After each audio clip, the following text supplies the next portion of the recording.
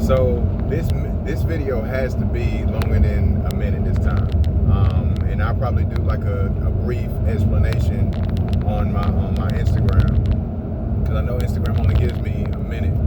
I'm still trying to figure out how in the world people are doing like 3 or 4 minutes videos, but anyways, I figure it out. But what I want to talk to y'all about today is things that follow you from childhood all the way to adulthood. If you've been manipulated your entire life, usually you have trust issues and you really don't know how to get close to people because you always feel like they have a hidden agenda.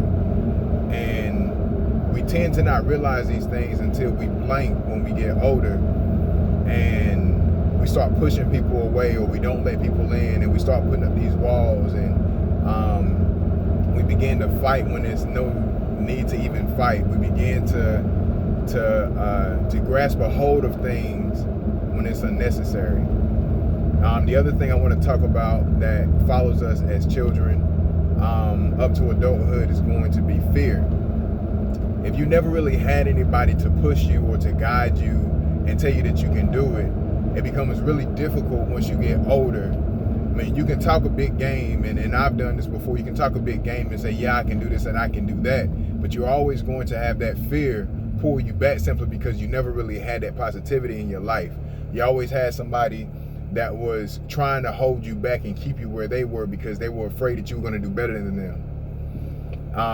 So fear is another one. I'm actually making this up as I go. I'm making it up as I feel it. And I'll say the third thing would be is trust. Trust is another thing too, which kind of goes along with the manipulation. But when you have trust issues, again, you put your walls up, but the trust issues, you start to begin to put people through different various tests to try to see how loyal they are to you. And when we begin to do that, this is self-healing, Lord, I thank you. But when we begin to do that, we begin to push people away or make people question our loyalty, because we have put them through so many tests and we have taken them through the ringer so many times that they begin to question if what we want from them is actually real. And I've done this before. I still do it. And this is just me being transparent. Now, of course, a lot of you would say, no, I don't trust people because other people messed up my trust, and I don't trust people for this, and I don't trust people for that. And I'm not talking about just relationships. I'm just talking about in general. There's friendships that I've messed up. Thankfully, I didn't mess it up to the point where they couldn't have been fixed. But I've been in situations where I made relationships, I put a strain on relationships and friendships because I had this fear. I had these trust issues of this person leaving me and different types of things. Now, I know I said 3, but something just came to my mind. Separation anxiety. We don't know that we have separation anxiety until we begin to either separate ourselves from people or people separate themselves from us. And anxiety is crazy, because now that I'm older, I have more anxiety than what I had before. Now, I always noticed I had anxiety about particular things. Never had an anxiety attack until here recently. But anxiety can control you, and if you don't know where the anxiety is coming from, then you really don't know how to overcome it. You don't know how to pursue a better way of handling things, and that's really big. Like I said, this is kind of new to me, the anxiety portion of it. But of course, I do have a lot of things going on. Nothing that other people are not have going on, you know what I'm saying? But it has made me lose focus on really what's important, and that's my happiness, what I need and what I want. Pretty much everybody around me is good, but I'm not happy. And the reason why I'm not happy is because of things that has followed me from childhood to adulthood that I thought I conquered or I figured out, but it's little small tweaks and things. Now, I'm not saying that I don't have control over my life. I'm not saying that I'm not able to keep a job and obtain a relationship and everything. That's not what I'm saying. What I'm saying is things could be better. And I can lose focus, and I have lost focus on certain and particular things, and it's just me being honest. I haven't completely lost anything, but I can lose things if I don't get it together. I have people come to me all the time saying, Jamel, you're just so brave, you're so focused, I'm proud of you, you're doing good, you're making good money, you have what I want, you're taking care of yourself, you're not as big as you used to be in school, what are you doing? And all these different things, man, and I'm just being transparent with y'all, but understand there are certain things that has contributed to either your success or your failures in your current state right now. In your present state right now, there's different things that has happened to you in the past that may not necessarily be destroying you, but it's keeping you from being the person that you can truly be. And it's always good to be the best version of yourself. That is the ultimate goal of everybody's life, or should be. That is my ultimate goal, is to be the best that I can be. Be the best version of Jamel that I can be. And I'm going to keep pushing for that goal. I'm going to keep pushing until I can't push anymore. But I do realize now that I've been pushing myself so hard to the point that mentally it is draining me. And it's not just myself, it's work, goals, and just different things that I've put before my mental stability. And I have to do better with that. And this is just me being transparent with y'all. I have a lot of obligations to fulfill. Some personal obligations, some obligations for my kids, and other people that are very important in my life.